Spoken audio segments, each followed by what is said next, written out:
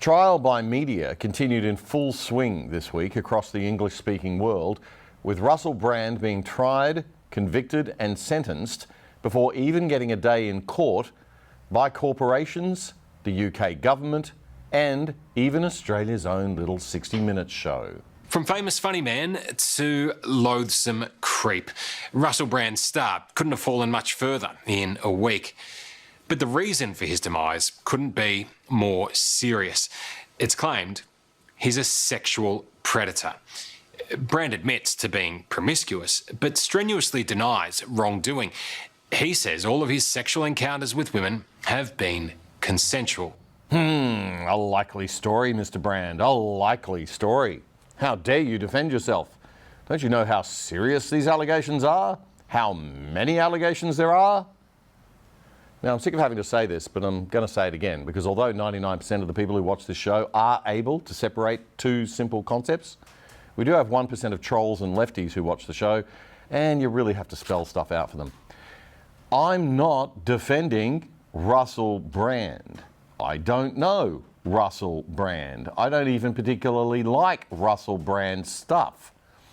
Although the more I see how the entire machine of global media and politics is descending upon the guy, the more sympathy I have for him. I'm talking here about a very fundamental and extremely important aspect of our system of law in the formerly free Western world called the presumption of innocence. You don't convict people based on accusations. We presume them innocent until they've had their day in court. Why? Why do we do this? Precisely because it is so easy to stitch someone up in the media and social media and by spreading rumours and lies about people. And people do it all the time in politics and public life and always have throughout history. And guess what? It doesn't matter how serious the allegations are if they turn out to be false. I could call you a murderer and a rapist, and that's a very serious allegation. But its seriousness is meaningless and irrelevant because it's not true. I could speak to 20 people who claim that you are a murderous rapist, and they could all be lying because they all have a grudge or something to gain. So the number of allegations against you is also irrelevant unless it shows a pattern of behaviour. But if not one of those allegations is true, if they're all false, then it doesn't matter if it's one creep that's falsely accusing you or an entire angry mob of tens of thousands of people that are accusing you if it's not true. So how do we know if something is true or not? Oh, we have a system for it. It's called a legal system, a court system and a criminal justice system. And this system was born out of hundreds and thousands of years of wisdom and trial and error. The one we use is called the British legal system, and it's the best in the world. It's one of the things that Australia was gifted as a nation by its founders. It's very important. It's more important than TV ratings. A very brave Australian woman living in Los Angeles has now joined a growing list of Russell Brand accusers. She's a hard-working Australian with decades of experience in the TV industry. I just felt shame and embarrassment, and I can't believe this man did this to me. We'll call her Rachel. In June 2008, British comedian Russell Brand came to her office. It's a day she'll never forget. Wow, what an emotionally manipulative setup that was. In less than 10 seconds, she's a very brave woman and a hard-working woman. And she's Australian, so she's one of us, so that's great. Look, I don't know the woman. I'm sure she's all three. She's probably fantastic. But oh, the manipulation, how they love to tell us what to think before we even know what happened. And we have that music, the same ominous music that Four Corners uses and Channel 4's Dispatches show uses. I went for a walk back through our corridor to make my way into the bathroom, went past the studio where the door was open, where the four men were. So Russell Brand has seen you. You've gone into the bathroom. I've opened up a cupboard where the first aid kit is kept, along with our medicines. And when I turned around, there was a groin in front of me. What are you doing in here? Like, what are you doing, mate? And he goes, oh, you're a bit all right, aren't you? You're a bit all right. And I thought, oh, okay. And then he goes, I'm going to call you Betty. I'm going to call you Betty. And I went, but that's not my name. He said, I'm going to you. And I went, no, you're not. And he goes, yeah, I am. And I said, no, you're not. And before you know it, his penis was on his hand and he was pretty much serving it to me as he would a dish or as you'd serve someone some food. Yuck. What a creepy guy he was. Now, this woman's accusations against Brand were true. We know that because Brand admitted it in the radio show, recounting the story a few minutes after it happened. And in the pre-Me Too era, his behaviour was considered to be so acceptable that nobody even questioned it, and you could joke about it on the radio. Now, I'm kind of glad that the Me Too era has put the spotlight on sexual harassment in the workplace and changed cultural norms a bit. And what Brand did, exposing himself to this woman in a bathroom at work, is utterly disgusting behaviour. But he wasn't her employer. He was a sleazy celebrity visiting the office where she worked, trying to hit on her in a pretty revolting and outgoing way, shall we say. This may make Russell Brand a creep, but it does not make him a rapist. And it should, under our legal system, have zero bearing on the very serious allegations of rape within consensual relationships that are being made against him now. And the main point is that we have courts of law and we have to be very sceptical and careful of believing anything that the mainstream media cooks up about a guy who spends most of his time attacking the mainstream media. And, unlike me, sadly or maybe thankfully, outperforming the mainstream media on a massive scale. Brand is their commercial competitor for eyeballs. He has millions upon millions of followers. And suddenly, wow, there's a massive pile-on the guy. What a coincidence.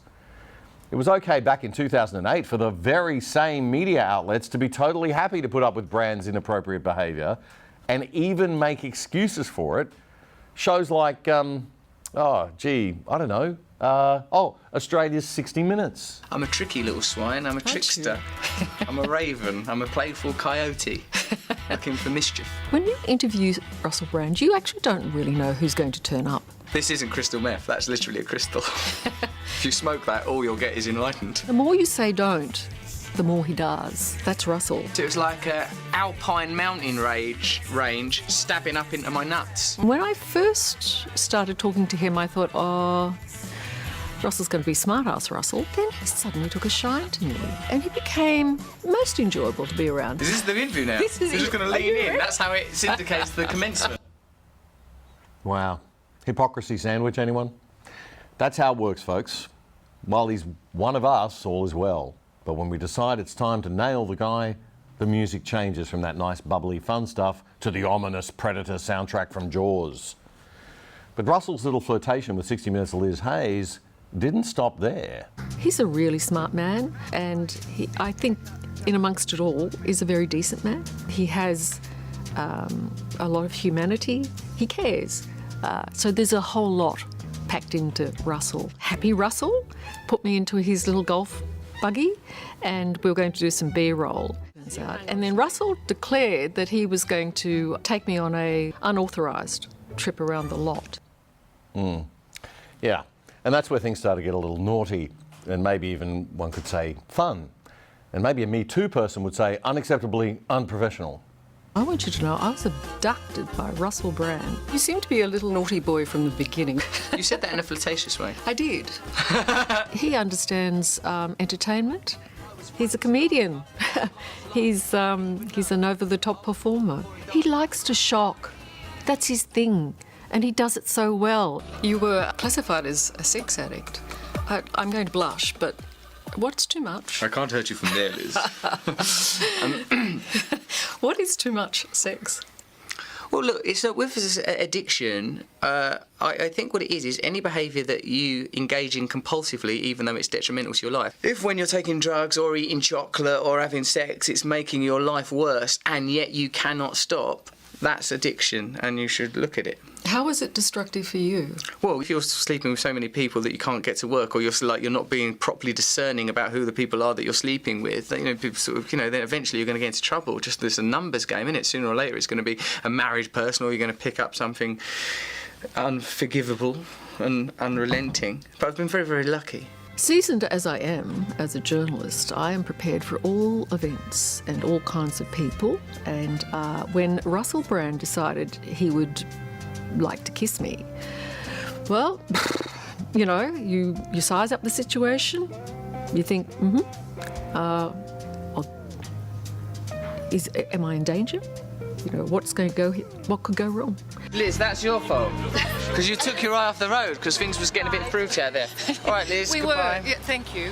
Well, it's been really a wonderful experience. The naughty Russell ended the day. Do I have to tell you? See you later, Liz. Russell? All right, take care.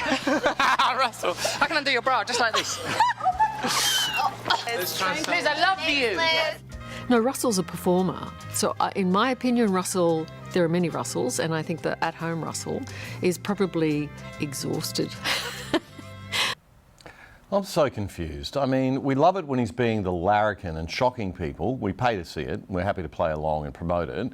But when he goes too far, then we want to destroy him. Okay, nice. Do you see the problem here, folks? The problem lies in this. Who gets to decide what is too far and what isn't? The alleged victim decides, and the hypersexualised male, in this case, has to guess. And that's fine, I guess. That's the dance of flirtation. But it's bloody confusing for young boys. So I'm going to take a minute and play dad to our young boys, if you'll just excuse me, because I think that our young men are being let down big time by our modern, sick culture of gross hypocrisy, Channel 9 style. They get all these totally contradictory messages shoved down their throats as their brains are developing, and they get very little good advice from our culture on what's right and what's not. So boys, this is for you. We live in a hypersexualized culture where everyone and everything is allowed to be hypersexual except you. That's just the way it is right now. It is not okay to use that injustice as an excuse to overstep the mark with women. You have to rise above it. You have to be brave and strong and chivalrous beyond what anybody should be expected to be. In the face of girls walking around wearing practically nothing, using all of their massive sexual power over you, you must resist. You must remain good and noble and do what is right. We're put on this earth to protect mother and child. That's part of what being a good man is all about. But we're asking you to do something that's never really been asked of any men in history. We're asking your generation to uphold that righteousness in the face of a culture of the most unbridled female sexual self-expression in history, in the face of endless pornography at the press of a button, in the face of OnlyFans and TikTok and corporate advertising using sex to manipulate your natural sexual desire for women at every turn. And yet you must still behave yourselves and control yourselves. There's just zero excuse for doing otherwise, I'm afraid. But we need to applaud you for that and let you know that we are expecting something very big of you. And we have let you down in our culture. And we're sorry. Things will hopefully balance out again soon. Seek out the good women of character and substance and good values. Seek out good relationships. Treat these women like queens, for they too are fighting against awful cultural norms. These women will reward you and bring you more happiness than any plastic-breasted, plastic-lipped, over-Botoxed, vacuous narcissist on social media will ever do. And there are many, many good women out there. Good luck. I'm so glad I'm over the hill and happily married and not in my 20s in the 2020s. Just to underscore that point of the danger and the risk here related to having government people, having politicians acting as some kind of ministry of truth. In case you missed it, I'll read from the London Express newspaper. A UK Parliament committee has written to social media platforms asking them if they intend to prevent Russell Brand from earning any money via his platforms. So talk about not respecting the presumption of innocence. It was the chair of Parliament's Culture, Media and Sport Committee, a woman by the name of Dame Caroline Dinenage, DBE. She wrote to several social media platforms asking them to confirm whether Brand could still monetize his work on those platforms. And she went on to ask whether they intend to join YouTube in suspending Mr. Brand's ability to earn money on the platform. I think it's appalling that YouTube has done that. She sent the letter to Rumble and TikTok. Rumble responded by sharing the letter on X, formerly Twitter, and said it was, quote, deeply inappropriate and dangerous that the UK Parliament would attempt to control who's allowed to speak on our platform or earn a living from doing so. It went on to say that although it may be politically and socially easier for Rumble to join a cancel culture mob, doing so would be a violation of our company's values and mission. We emphatically reject the UK Parliament's demands. So I'd like to say that I applaud Rumble 110%.